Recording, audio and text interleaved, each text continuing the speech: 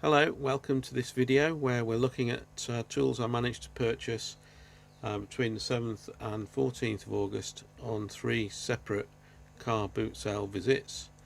The worst day was the Saturday when I went to my local car boot sale and I only managed to find this thing.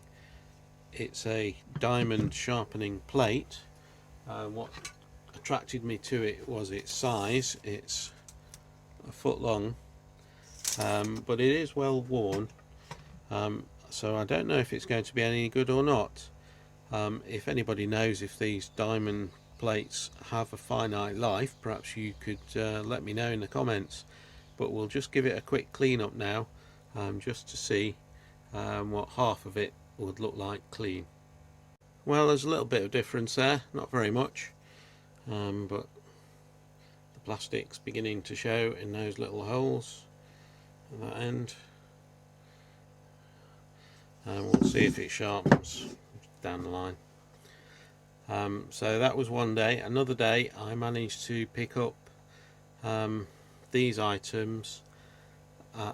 It was an out of area car boot sale that I wouldn't normally have gone to, but I had an errand to run, so there I went.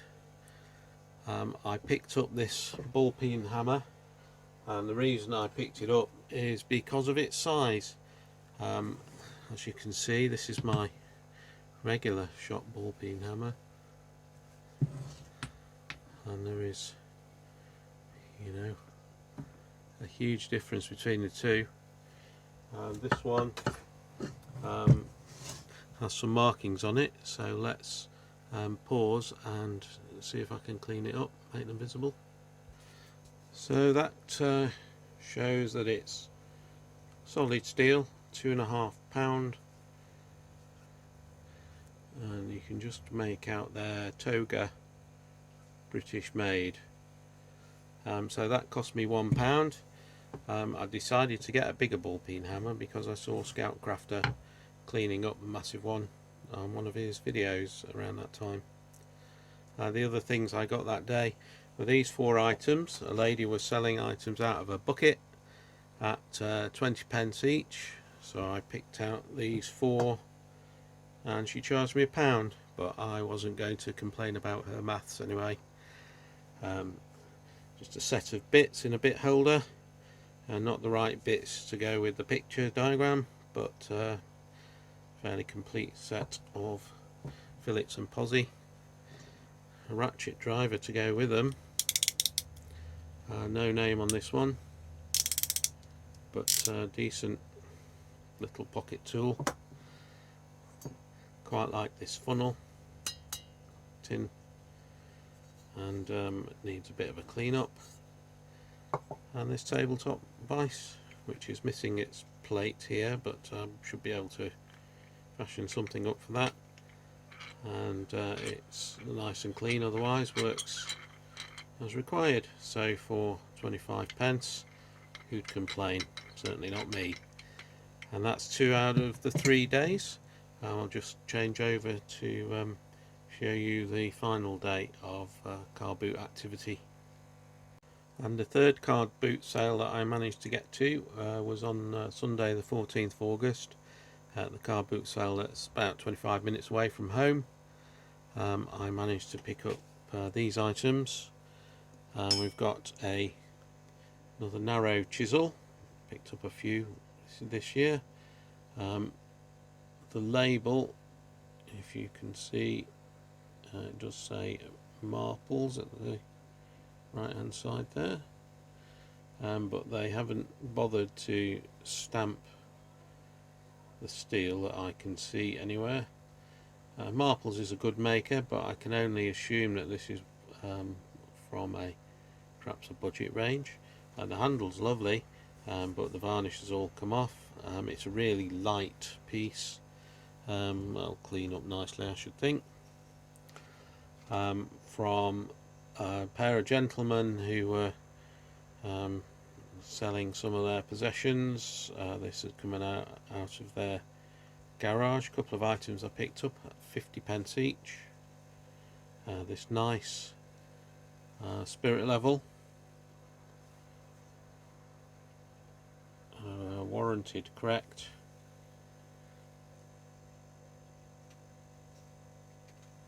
And I think that's a small wood maker. Let's just see if I can rub that down a little bit. And it does indeed say I&D Smallwood Makers, Birmingham, and also a bit of a hint of brass there, so this should be a nice clean up job. Also from the same gentleman, this Spiralux push driver. It's got a few bits in it.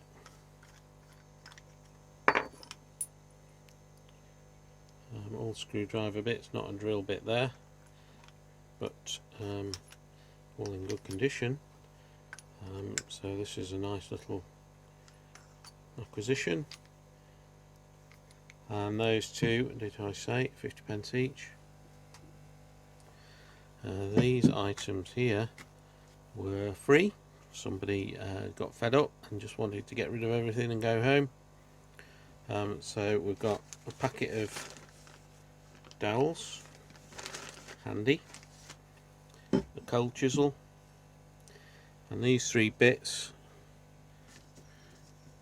Shapercraft, I thought they were router bits and they might well fit in a 1/4 inch router, but they do have a threaded end to them, and I presume a Shapercraft is more like a specialised tool, made in West Germany. So they seem in good condition, and for nothing I'm willing to give them a try. And the last stall I got these three items from, got a made in England 4-inch footer London Limited clamp, rusted shut, but I'm sure that'll free up. This C-clamp without its foot or plate, slightly bent at this end. It's a record clamp. And this thing, which I didn't know what it was, but I suspected it was something to do with chains. It's marked King Dick. I couldn't see that when I initially bought it. It was really rusty. This side has cleaned up quite considerably. This side has cleaned up even better, but still needs a bit of work to make it rust free. And it operates like so. This unscrews so that point disappears, and it can go as wide as that. And it is in fact a chain link breaker.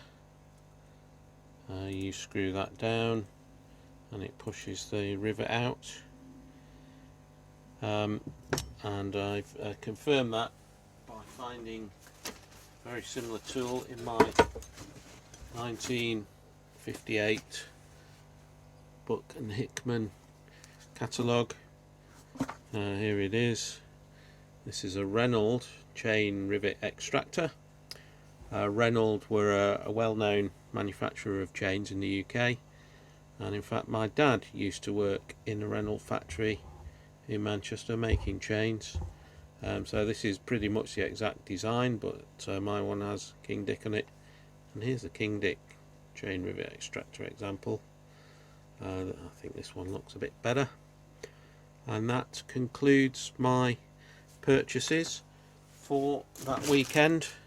If I didn't say, these three items were £1 each. Thanks very much for watching, and I'll see you again soon. Almost forgot to mention that on the 14th of August I did also find this face visor for £1. I've been looking for a little while for one of these, so I was quite pleased to pick it up.